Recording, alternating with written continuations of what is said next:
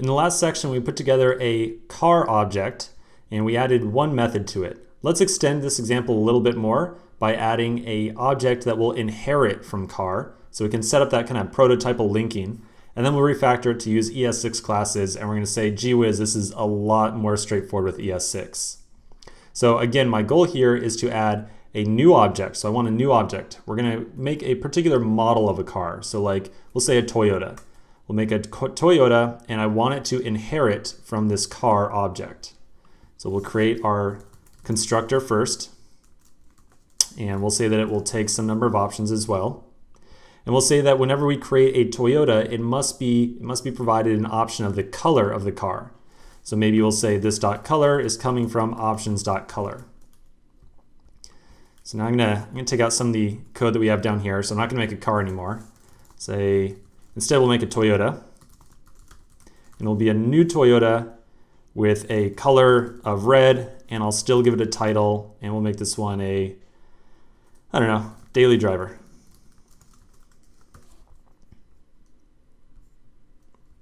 So now if I log the Toyota, you'll notice that right now I've only got a color of red. So my intent here, what I really want to do is have a Toyota inherit all the properties and methods of a car, because a Toyota is a car. So I need to somehow forge a link between these two things. So let's add in some code that's going to delegate Toyota to be able to call all the methods that a car has. So this is where, again, we're going to start going into the realm of code that not quite relevant for this course. So I mostly just want to throw the code up on the screen and point out how ridiculous it looks. And then we're going to refactor it right away to ES6. And we're going to say, wow, this is much more legible, easier to understand and kind of comprehend what's going on. So I'm going to add the code to hook up Toyota to car. And we're just going to kind of look at it and say, this is not fun to write. All right. So the first thing we're going to do is whenever I call Toyota, the constructor, I want to make sure that I run any initialization that occurs in the car as well. So now that I hook that up, you can see that I've got both a title and a color whenever I create a new Toyota. And then I also want to make sure that I can call Toyota or car's drive method from a Toyota object. So to do so, again, I'm going to put on some crazy looking code. We'll take the Toyota prototype, and it's going to be a duplicate of the car prototype. And then we're going to fix up this constructor like so. And now I would expect to be able to add a method to Toyota's prototype. Maybe this one will be honk. And we can return beep. And so now finally, my Toyota, let's put a break line in here. So here's my Toyota object.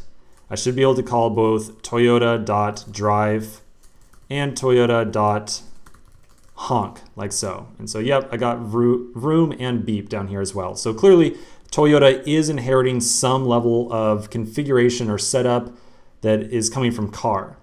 And I just want to, again, I don't want to explain all the stuff that's going on here. I just want to point out that this stuff is ridiculous, right? Look at all the boilerplate we have in here. What is the prototype? Why do I have to use object.create? Why do I have to assign Toyota's prototype and then immediately assign the constructor back to Toyota? Like, why? This doesn't make any sense to me. And perhaps it makes a lot of sense to you, but certainly I can imagine that anyone who's coming into JavaScript as a new engineer is going to look at this kind of stuff and say, why is setting up prototypal inheritance so hard? Why is it so hard to do object-oriented programming with JavaScript? And so that is exactly what classes are meant to solve. Let's continue the next section and take our car object and our Toyota object and refactor it over to use an ES6 class.